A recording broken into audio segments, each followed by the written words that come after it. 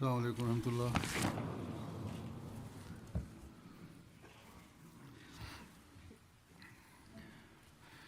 أشهد أن لا إله إلا الله وحده لا شريك له وأشهد أن محمدا عبده ورسوله أما بعد فأعوذ بالله من الشيطان الرجيم بسم الله الرحمن الرحيم الحمد لله رب العالمين الرحمن الرحيم مالك يوم الدين إياك نعبد وإياك نستعين اهدنا الصراط المستقيم صراط الذين أنعمت عليهم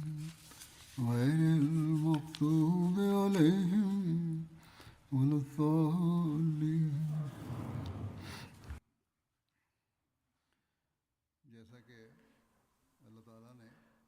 After reciting the Tashahhud, Ta'awuz and Surah Al-Fatiha, Hazrat Khalifatul Masih V, Ayyadullah ibn Aziz stated,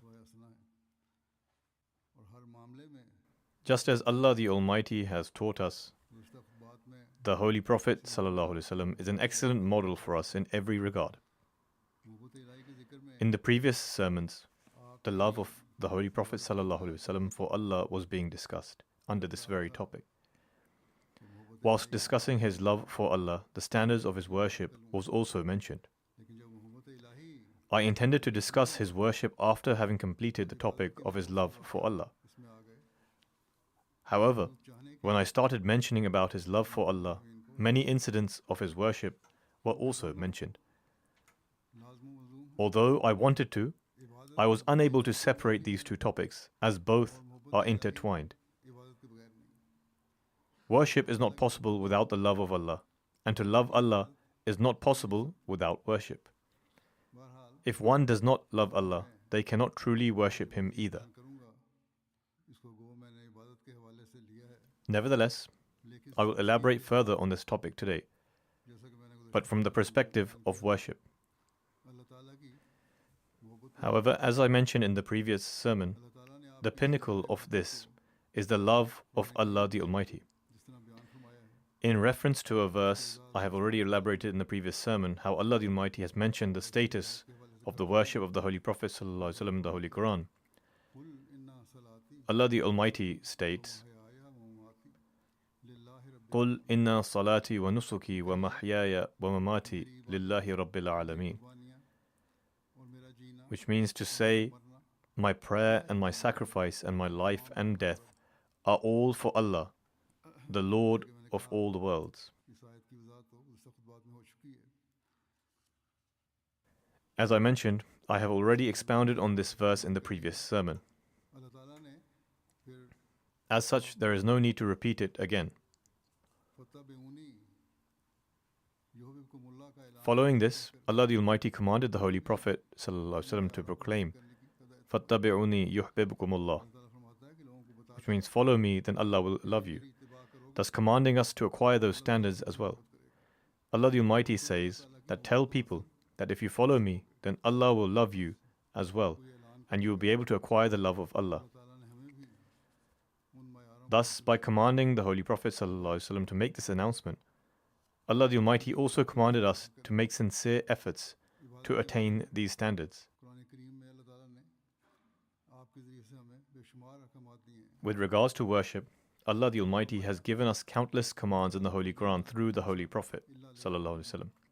At one place, he says, وَمَا خَلَقْتُ الْجِنَّ وَالْإِنسَ إِلَّا لِيَعْبُدُونَ, that I have not created the jinn and the men, but that they may worship me. As such, the Holy Prophet ﷺ clearly said that if you wish to follow me, then just as I have understood the purpose of the creation of man, you too should understand it and try to discharge its due right. Only then will you be able to fulfill the purpose of your creation, and only then will you be able to acquire the love of Allah the Almighty. Then drawing our attention towards prayer, Allah the Almighty has stated at another place, يَا أَيُّهَا النَّاسُ اعْبُدُوا رَبَّكُمُ الَّذِي خَلَقَكُمْ وَالَّذِينَ مِنْ قَبْلِكُمْ لَعَلَّكُمْ تَتَّقُونَ. Which means, O ye men, worship your Lord who has created you, and those who were before you, that you may become righteous. Thus, in order to gain the nearness of Allah the Almighty, and to become righteous, it is essential to worship Allah the Almighty, and to elevate the standard of worshipping Him to the highest degree. Following this, Allah the Almighty says,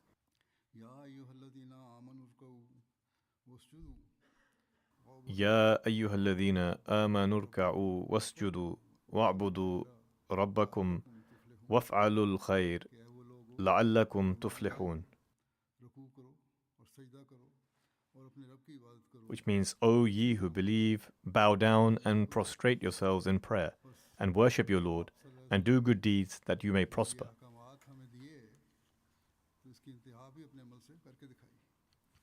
Thus, when the Holy Prophet ﷺ gave us these commandments, he demonstrated their highest standard through his own practice, and then drew our attention to the fact that true obedience and following him would only be complete when you strive to bring yourselves to that standard. The prayers he offered for his ummah will only encompass us and benefit us when we constantly keep his example and his commandments in view and try to act upon them. Mere outward display or verbal claims cannot bring true benefit. In any case, I have already presented many examples from the standards he established, and there are others which I shall present now. He never allowed any opportunity for the worship of Allah the Almighty to slip by.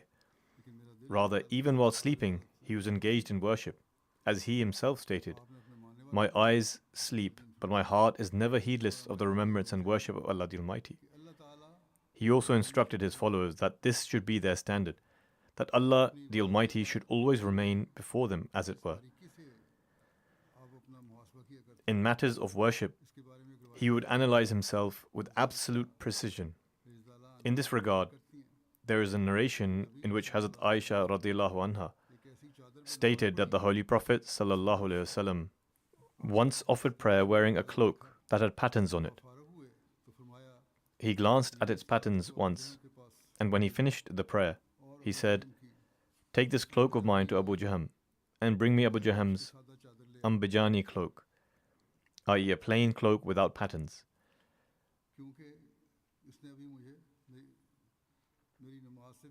Because it has just distracted me from my prayer." In other words, even a slight glance towards it was unacceptable to him, lest his attention be diverted from Allah the Almighty. Hazrat Aisha radiallahu anha further stated that the Holy Prophet sallallahu alaihi wasallam said, "I kept seeing its patterns while I was in prayer, and I feared that it might put me in trial." Explaining this, Sayyid Zainul Abidin Waliullah Shah Sahib writes, "The theme of this chapter is that the clothing should be simple and free from such adornments that diverts attention.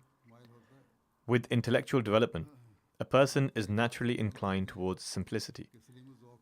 He writes, "Even today, we observe that people of refined taste prefer simple colors when choosing clothing, whereas some people are constantly looking at their clothes and focusing on keeping their creases straight. In prayer, however, one's entire attention should be directed towards Allah and not towards clothing." He further writes, "Prayer requires complete immersion. That is, prayer can only be truly counted as a prayer when a person is wholly absorbed in it and offers it with full concentration. Therefore, the customs and teachings of Islam have disapproved of the presence of anything in the worshipper's environment that draws his attention towards itself. From this, it becomes clear how deeply and attentively the Holy Prophet wished to worship Allah the Almighty, to the extent that even the slightest glance at anything that could divert attention from Allah was not tolerated. Accordingly, various ahadith mention that there should be no pictures, no clothing with images in front of a person, and no curtains bearing images, because all such things can become a cause of distraction in prayer. For this reason, they have been prohibited. While offering prayer, there should be no curtains or images in front of a person that divert attention by facing them, and such things should not be in the direction of the Qibla. Similarly, another narration mentions his exemplary standard. Hazrat Jafar bin Muhammad narrates from his father that Hazrat Aisha radiallahu anha was asked, "In your house, how was the bed of the Messenger of Allah?" She replied, "It was made of leather, and date palm fibers were filled inside it." Hazrat Hafsa radiallahu anha was asked, "What was the condition of the bed of the Holy Prophet in your house?" She replied, "It was made of wool," meaning it was made from soft hair of animals. I used to place 2 layers of it, and it would become a little soft, and the Holy Prophet ﷺ would sleep on it. One night, I thought, why should I not place 4 layers so that it becomes more soft and more comfortable and becomes a greater source of comfort for him? So I placed 4 layers of it. In the morning, the Holy Prophet ﷺ said, "What did you spread for me last night?" Hazrat Hafsa said, "I submitted. It was your own bed, but I only placed 4 layers so that it might become comfortable for you." The Holy Prophet ﷺ said, "Leave it as it was before, because its extra softness was becoming an obstacle for me in the night prayer." Even though the softness of the bed could not actually become a barrier in his worship, even then, the Holy Prophet ﷺ could not tolerate the idea that because the bed was soft, he might lie down on it for a little while and not awaken for the worship of Allah the Almighty. He had noticed its softness. So this was his exemplary standard. The condition of his worship has been described by the mother of the believers, Hazrat Sauda radiallahu anha, in the following way. She states, "Once I prayed behind the Holy Prophet ﷺ, and he went into the bowing position until I held on to my nose, meaning the bowing was so long that I feared blood might start flowing from my nose. Nonetheless, this condition is only possible when such love exists that a person does not wish to leave the doorstep of the beloved. In whichever posture he goes in, whichever condition he goes, he becomes completely absorbed in it." Similarly, regarding the standard of worship, another narration is related by Mutarrif from his father. He says, "I saw the Messenger of Allah ﷺ offering prayer in such a condition that because of weeping, a sound like the grinding of a mill was coming from his chest. Meaning just as a mill operates and a grinder turns, a similar sound was emanating from it." In another narration, the example of a pot boiling has also been given. Then in another narration, it is mentioned that Hazrat Mu'adh bin Jabal radiallahu anhu relates, "I was seated behind the Holy Prophet ﷺ on a mount, and between me and him was the back part of the saddle. He said, 'O Mu'adh bin Jabal,' I said, 'I am present, O Messenger of Allah, and this is my honor.' Then he traveled for a short while and said, 'O Mu'adh bin Jabal.' I again said, 'I am present, O Messenger of Allah, and this is my honor.' Then he traveled again for a short while and said, 'O Mu'adh bin Jabal.' I said, 'I am present, O Messenger of Allah, and this is my honor.' The Prophet ﷺ said, 'Do you know what rights Allah has over His servants?' I said, 'Allah and His Messenger know best.' He said, 'The right of Allah over His servants is that they should worship Him and do not associate anyone with Him.' Then he traveled for a short while and said, 'O Mu'adh bin Jabal,' I said, 'I am present, O Messenger of Allah, and this is my honor.' He said, 'Do you know what rights the servants have over Allah? First it was Allah's rights, now it's the rights of the servants. Once they perform worship, what are their due rights?' I said, 'Allah and His Messenger know best.' He said that He should not punish them, meaning that Allah the Almighty should not punish His servants. Thus, the Holy Prophet ﷺ not only established his own standards, but also advised others to attain to those standards, that if you also act in this way, you will gain the love of Allah and will be saved from Allah the Almighty's punishment. Whilst praising the Holy Prophet ﷺ, the promised Messiah ﷺ states in one place, the Holy Prophet ﷺ was commissioned for the propagation of the Holy Quran, and likewise he was commissioned to establish the Sunnah. Therefore, just as the Holy Quran is certain and incontrovertible, so too is his established Sunnah. That is, an established practice which reaches back to the Holy Prophet and which has been transmitted continuously through an unbroken chain of practical observance.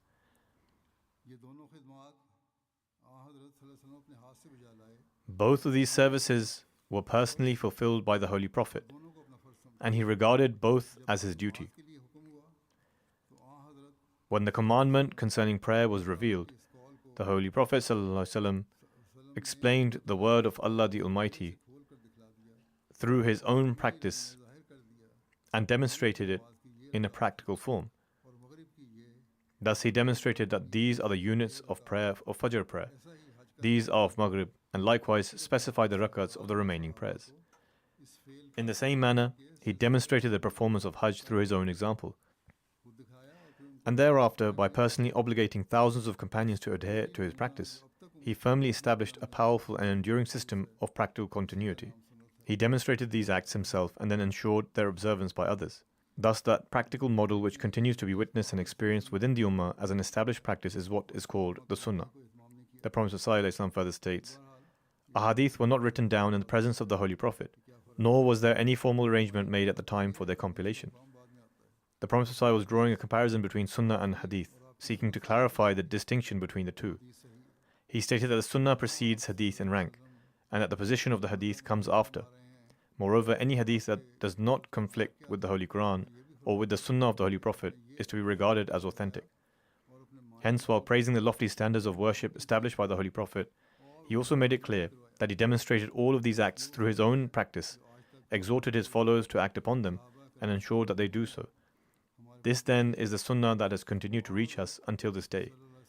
The exemplary models of the noble companions that have been transmitted to us are the direct result of the training imparted by the Holy Prophet. The Holy Prophet trained his companions in such a manner that the standards of their worship continued to rise ever higher, and their degree of love for Allah the Almighty likewise continued to increase. This is the noble model established by the Holy Prophet, one that his companions adopted, and which remains the same injunction for us all as well. The Holy Prophet greatly emphasized the importance of Tahajjud prayer and exhorted that it should be regularly observed. Elaborating upon this in one place, Hazrat Muslim Maud radhiyallahu anhu has written, "The Holy Prophet attached such importance to these voluntary prayers that despite being voluntary, he would personally go out at night to observe who among the companions was offering them. That is, he would walk through the streets and pathways of the city, and from the sounds of prayer, it would become apparent where people had risen for worship at the time of Tahajjud and who had not. In this manner, he would also take note who was observing Tahajjud prayer and who was not. In contrast, today, if someone is asked about their prayers or is merely advised that one should offer their prayers in the mosque, or if one is asked how many daily prayers one attends in congregation, people immediately begin to object, saying that this is a personal matter. What right does anyone have to object, or what right does the Jamaat have to ask, as this is a personal matter between themselves and God? Yet the Holy Prophet himself used to take account even of the Tahajjud prayer. On one occasion, mention was made in his gathering of Hazrat Abdullah bin Umar that he was a very good person and possessed many admirable qualities. The Holy Prophet remarked, "Yes, he is indeed a good person, provided he observes the Tahajjud prayer." For he was young and displayed some laxity in offering Tahajjud, and thus the Holy Prophet drew his attention to it in this manner. The Holy Prophet further said that Allah the Almighty shows mercy to that husband and wife such that when the husband awakens at night, he rises to offer Tahajjud and also awakens his wife, encouraging her to do the same. And if she does not awaken, he sprinkles water upon her face to awaken her. Likewise, if the wife awakens first, she should offer Tahajjud herself and awaken her husband. And if he does not awaken, she should sprinkle water upon his face. Observe how, on the one hand, the Holy Prophet declared the observance of due respect by the wife towards the husband to be of great importance, and yet, on the other hand, he deemed it permissible even to the extent of sprinkling water upon his face for the purpose of awakening one another for Tahajjud prayer. This clearly demonstrates the degree to which the Holy Prophet regarded the Tahajjud prayer as essential. The Holy Quran states that rising at night disciplines the soul, and that it is why the Holy Prophet would say to his companions, even if you can offer only 2 rakats, units of prayer of Tahajjud, do not neglect it. Narrations from the Ahadith also affirm that in the last part of the night, Allah draws near and accepts many prayers. Thus, Tahajjud is of great importance and immense benefit. There is no doubt that salvation comes only through divine grace. No person can claim deliverance on account of his deeds. The one most perfect in deeds and most obedient to God Almighty is Muhammad sallallahu alaihi wasallam. Yet even he placed no reliance upon his deeds. As narrated in the Ahadith, which I have mentioned in the previous sermon as well, that the Holy Prophet sallallahu alaihi wasallam told Hazrat Aisha and others as well when they asked, "Will you not enter paradise because of your deeds?" He replied, "No, Aisha, I shall only enter paradise through the grace of Allah." When a person such as Muhammad sallallahu alaihi wasallam, whose every breath, every movement and action was worship, whose sleep and wakefulness were acts of devotion, whose every act, even attending to personal needs or approaching his wives, was counted as worship. When such a devoted worshipper declares that he depends not on his deeds but upon God's grace, then who among us can claim that they will enter paradise through their deeds alone? Do not question how every action of the Holy Prophet became worship. It is because Allah the Almighty Himself declared that his every state was worship. A person who is unaware may question how every action of the Holy Prophet could be counted as worship. But we must remember that it is entirely true that every deed of Muhammad sallallahu alaihi wasallam was worship. This is not applicable to any person besides him. He alone is the perfect exemplar, and all his deeds were performed solely for the pleasure of God. Any act carried out purely for God's pleasure becomes an act of worship. This is not true for any other person, that their every single action is, in fact, worship. Regarding the Holy Prophet ﷺ, God has said, "Lakum fi Rasulillahi uswatun hasana." That is, in every action of the Holy Prophet is an example for you. Does this not mean that through his actions, the Holy Prophet ﷺ should demonstrate which deeds are lawful and which unlawful, which are praiseworthy and which are reprehensible, which are permissible and which are forbidden? Every act of his was a teaching and a description. For instance, his prayers were not merely obedience to a divine command. It was a declaration that these are the obligatory prayers, these are the sunnah prayers, and these are voluntary, distinct from obligatory prayers, which are necessary in bringing one nearer to God. His eating was likewise an open declaration about what he ate was lawful, and whatever he refrained from eating was not fit for consumption. Since every action of the Holy Prophet ﷺ was an example for mankind, whatever he permitted or practiced became a form of worship, and whatever he forbade or abstained from also fell within the bounds of worship. Thus, all his actions were acts of worship, for each was in accordance with the command of God. For example, a man once asked about the time of the Asr prayer. Normally, offering a prayer at its earliest time is most preferred, but the Holy Prophet ﷺ delayed the Asr prayer until the time had become very constrained. That delay too was worship, because he was teaching that if one for some reason cannot pray at his earliest time, then even if one offers it before the end of his prescribed time, the prayer remains valid. Hence, in his duties and his obligatory acts and in involuntary devotions and established practices, all were a proclamation that these are forms of worshipping God. Despite all of this, the Holy Prophet still said that he would enter paradise only by God's grace. Although Allah the Almighty had declared that all his actions were worship, he still said, "I shall enter paradise by the grace of Allah." So how can we, whose deeds are meager, claim that we shall enter paradise because of our deeds? This makes it clear just how indispensable divine grace is. It is an essential component, yet the grace is not attained by mere words or claims of faith, for it also demands something. Merely claiming to have faith carries no weight. What does it demand? It requires striving in deeds. It is to act upon the practices of the Holy Prophet ﷺ, to strive to raise one's standards of worship, and to seek the love of Allah the Almighty. As I said in the beginning, worship cannot exist without the love of God, nor can love of God exist without worship. Concerning the Holy Prophet's manner of supplication, Hazrat Muslim Maud radhiyallahu anhu has written in his commentary, some of which I will mention in my own words. However, this is taken from his excerpt, that many people pray, yet their eyes, hearts, minds, and souls do not support their prayer. They pray, yet their eyes wander, their hearts are disconnected, their minds are distracted, and their chest contain no fervor of divine love.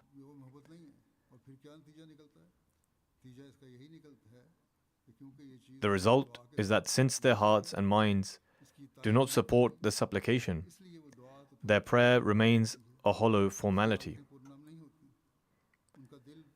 Their eyes do not moisten, their hearts do not melt. In true prayer, one's eyes should brim with tears, the heart should melt out of tenderness, and the mind should turn wholly towards God.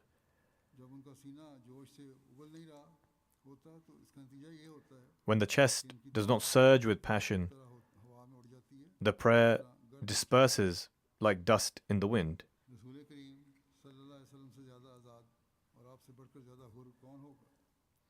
The Holy Prophet ﷺ, who was the most self-reliant and honorable among men, but during supplications, sounds would emanate from his blessed chest like the bubbling of a boiling pot, and he would weep so profusely that his beard would become soaked with tears. Yet many people, out of pride and habit, even before God, disdain to weep in prayer. Developing fervor in prayer is also extremely important. One must make a conscious effort to achieve this. In order to do so, the Promised Messiah ﷺ has provided a practical solution.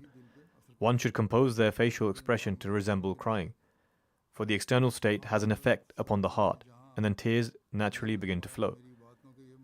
Thus, where the Holy Prophet ﷺ taught us that the standards of his worship were that he remained ever grateful and recognized that Allah's grace would safeguard him, and he worshipped and expressed gratitude for Allah's blessings in order to receive this grace, he also demonstrated that Allah the Almighty is self-sufficient. He felt that if he would not be grateful, then there was no telling how Allah the Almighty might treat him. Therefore, when the likes of the Holy Prophet ﷺ, the chief of all the righteous, did not consider himself to be free from the undertaking of righteous deeds, how can anyone else claim to be free from them? How can people say that they are now free of the need to act, that they have no need for undertaking good deeds, and that in any case Allah the Almighty will forgive them? Such statements can only be made by disbelievers and not believers. The Holy Prophet's remembrance of Allah is part of his sunnah. He regularly engaged in the remembrance of Allah. In this regard, Hazrat Muslim Maud once explained in a sermon that one form of remembrance is that which is performed at the time of sleeping. When going to sleep, the Holy Prophet ﷺ would recite Ayatul Kursi, Surah Al-Ikhlas, Surah Al-Falaq, and Surah An-Nas, the last 3 chapters of the Holy Quran, 3 times, then blow into his hands and pass his hands over his body.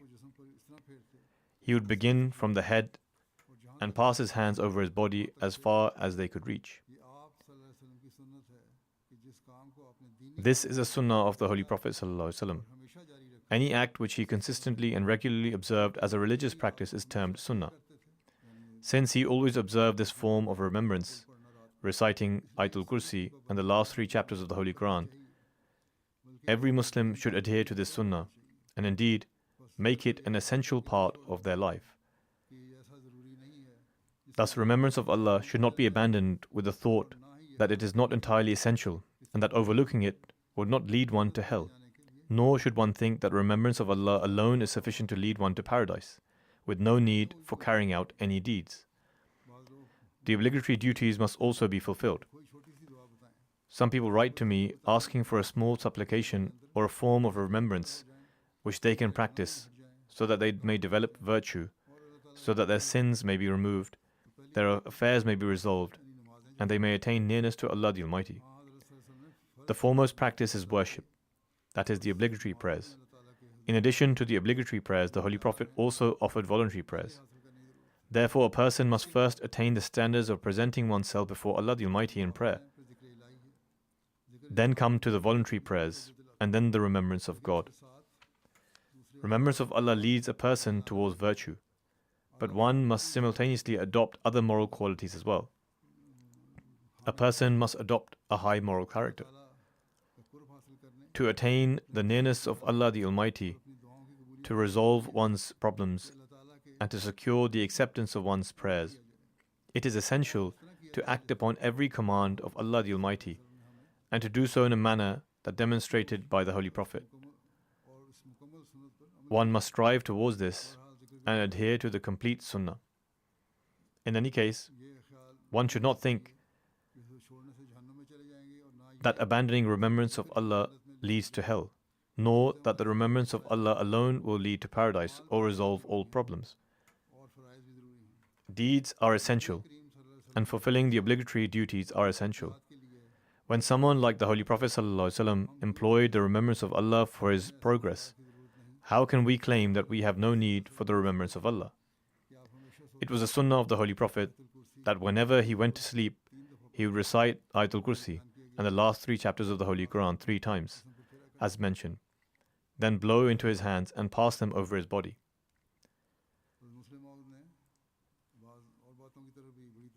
Hazrat Muslim Maud radiallahu anhu has also drawn attention to other matters in great detail. At one instance, he writes that those who become religious leaders often feel that their worship and remembrance of God must exceed that of others. Some religious leaders who regard themselves as scholars or heads of religious organizations believe that their worship should surpass that of ordinary people. And for this person, they deliberately adopt artificial behavior so that others may regard them as pious. Major leaders and politicians have now also begun to adopt such practices, whereby prayer beads are seen in their hands. Imams of mosques or office holders of organizations present themselves as role models for the world, or attempt to create the impression that they are exemplars. Believing themselves to be models, they resort to pretense and outward display. Such tendencies are found among Muslims and non-Muslim leaders alike, even within the traditions of certain tribes. In any case, among Muslims, this outward display is manifested through things like ablution, which they do with excessive care, washing their limbs for prolonged periods, even claiming that the drops of water falling during ablution should not touch the body, as they would cause impurity. They prolong their prostrations and bowing in prayer, displaying an outward form of humility and submissiveness purely for show. If this were done to attain the love of Allah the Almighty, it would be another matter. But it is done merely to impress the world. They recite lengthy incantations in public, keep prayer beads in their hands, and outwardly appear to be engaged in the remembrance of God. However, despite being the most God-fearing and the most righteous, and despite the fact that no human being could match him in the fear of Allah, the Holy Prophet ﷺ maintained simplicity in all these matters. His life was entirely free from such pretensions. It is narrated by Hazrat Abu Qatada radiallahu anhu that the Holy Prophet ﷺ said, "At times, I stand in prayer intending to prolong it. But when I hear the crying of a child, I shorten my prayer out of concern that I may cause hardship for the child's mother." Such was the Holy Prophet's simplicity that upon hearing a child's crying, he would hasten his prayer. The mystics of today might consider such a statement beneath their dignity. They take pride in proclaiming that they become so absorbed in prayer that they lose all awareness, and even if drums were beaten beside them, they will remain unaffected. But the Holy Prophet ﷺ was free from such pretensions. His greatness was bestowed by God Almighty, not conferred by human beings. He sought nothing from people. He sought greatness only from God Almighty. Hence, he was free from these affectations. Such notions can only be held by those who believe that honor is granted by people. Such ostentation can only be found among those who consider the source of honor to be man. Those who regard Allah the Almighty as the true bestower of honor, following the practice established by the Holy Prophet and demonstrated through his own example, can never entertain such notions. Simplicity is found among them, and indeed it ought to be the case. Hazrat Anas radiallahu anhu relates that on one occasion he was asked whether the Holy Prophet ﷺ ever offered prayer while wearing his shoes. On the one hand, there are acts of worship and the striving for lofty spiritual standards. Yet, where ease is required, Islam provides ease as well. Just as I have explained with regards to the time of the Asr prayer, every aspect was taken into consideration by the Holy Prophet. Nevertheless, the true reality is that the worship of Allah the Almighty and attaining His pleasure should be the foremost in view. Nevertheless, when Hazrat Anas was asked whether the Holy Prophet offered prayer while wearing his shoes, he replied that indeed he did. From this incident, it becomes evident how the Holy Prophet ﷺ avoided unnecessary formalities and undue constraints. There are Muslims who are unfamiliar not only with the true essence of faith and Islam, but even with its teachings. If they were to see someone offering prayer while wearing shoes, they would raise an uproar. Unless a person fulfills every condition according to their own assumptions, they are unable to even tolerate the sight of him. Yet the Holy Prophet ﷺ is the perfect model for us. His practice was to consider the reality of circumstances rather than binding himself to unnecessary formalities. Such attitudes persist even today. An Ahmadi has written to me, narrating that someone objected to him saying, "You have said such and such words, or you have recited the kalima." To this he responded, "You do not even offer the prayers. You neither know how to pray nor have you read the Holy Quran. What connection do you have with these matters?" He went on to say that whether one knows how to pray or not, since you are an Ahmadi, a Mirzai and a Qadiani, you should neither offer prayers nor know how to do so. Such is the condition of people even in our own times. They oppose us, yet themselves do not act upon these teachings. In any case, purity and cleanliness are prerequisites for the worship of Allah the Almighty, and this is established by the Holy Quran and the Hadith. Therefore, if one's shoes are clean and have not been worn in places where there is likelihood of impurity, there is no harm when the need arises in offering prayers while wearing them. By practicing this, the Holy Prophet conferred a great favor upon this ummah by delivering them from unnecessary formalities and artificialities for the future. Those who indulge in disputes over such matters today and are enamored of rigid formalism should derive benefit from this noble example. An action that does not detract from the majesty of Allah the Almighty or from righteousness cannot diminish a person's spiritual rank. The establishment of salat is of the utmost importance. It includes offering prayer oneself, encouraging others to do so, and offering it with sincerity and fervor, performing it in a state of ablution, calmly and attentively in congregation, and in full observance of its conditions. The ahadith state that salat serves as a means of communion between God and His servant. Through it, that divine quality which Allah the Almighty seeks to instill in believers through the Prophet descends upon them, and they become imbued with the color of Allah. The Holy Prophet attached such great importance to congregational salat that on one occasion a blind man came to him and submitted, "O Messenger of Allah, sallallahu alaihi wasallam, my home is very far from the mosque, and I experience great difficulty in reaching it. Therefore, if you permit me, I would like to offer my prayers at home on the days it rains." In Medina, the houses were constructed of mud, and during rainfall, water would accumulate in the streets, making it necessary to walk along the sides of the houses. Therefore, to protect the walls from rainwater, stones were placed along their bases, so that water would strike the stones rather than damage the mud walls. The blind companion explained that because of the water, he could not walk in the middle of the path, and if he walked along the sides, he could not see the stones, which would hurt his feet, creating a risk of injury or falling. He therefore asked whether he might offer his prayers at home. The Holy Prophet replied, "Very well, you may do so. There is no harm if you experience such difficulty." When the man had departed, the Holy Prophet, after a short while, said to the companions, "Call him back." When he returned, the Holy Prophet asked, "Does the call to prayer reach your home?" He replied, "Yes, O Messenger of Allah. The call to prayer does reach my home." Thereupon the Holy Prophet said, "If the call to prayer reaches your home, then you must come to the mosque, even if you stumble or are injured on the way." The Promised Messiah Islam states, "I say again that such are the people in whom the trees of the love of Allah the Almighty are planted and nurtured, and upon them grow those sweet and pure fruits which are everlasting.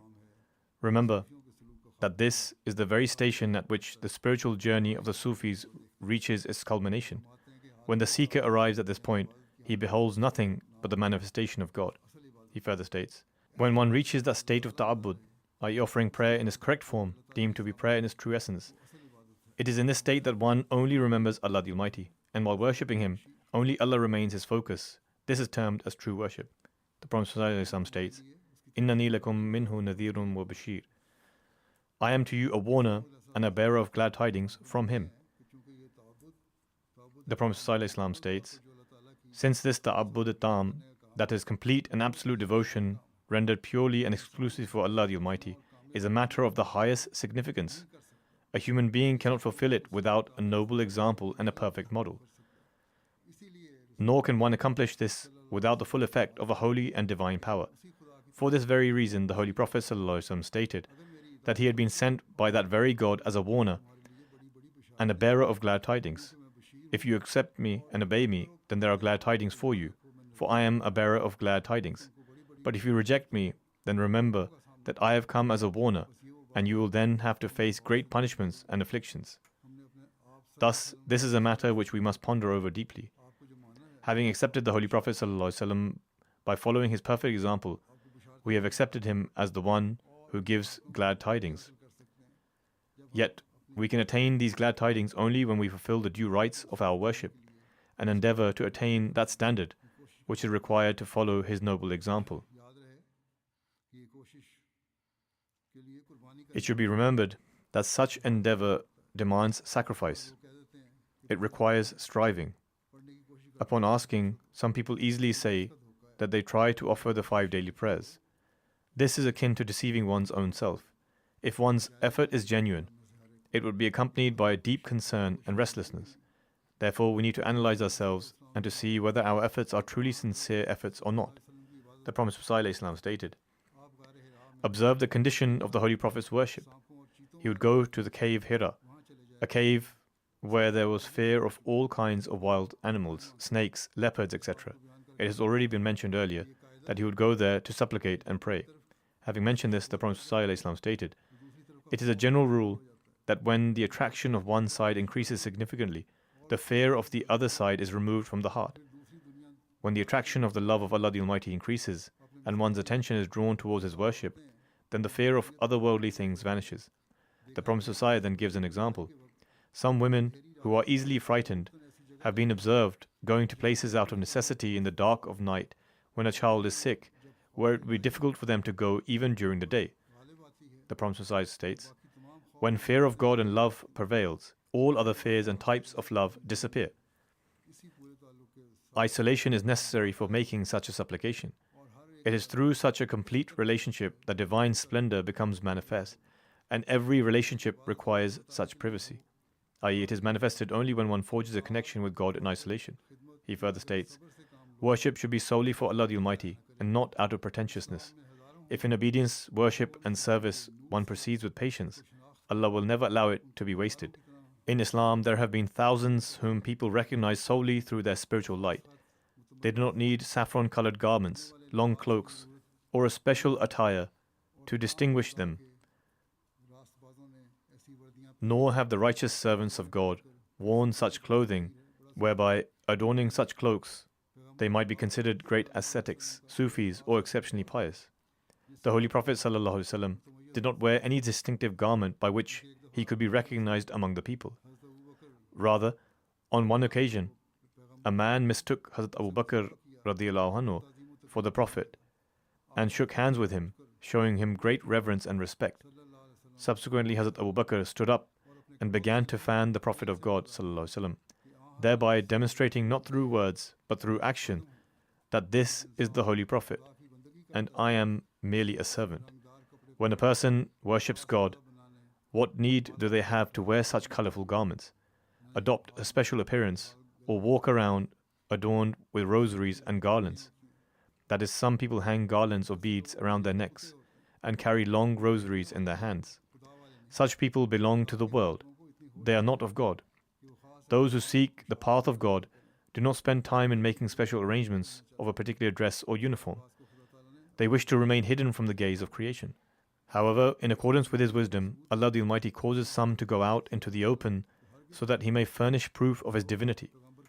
The Holy Prophet had no desire whatsoever that people should call him a prophet and obey him. It was for this reason that he would go and worship in a cave which was narrower than a grave, and he had no intention at all of emerging therefrom.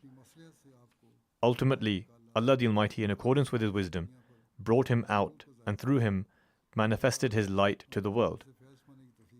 May Allah the Almighty enable us to derive blessings of this light. May we be granted the ability to fulfill the due rights of the worship of Allah the Almighty, to adopt the noble example of the Holy Prophet, and may Allah the Almighty grant us the ability to strive to follow His noble example in its true spirit.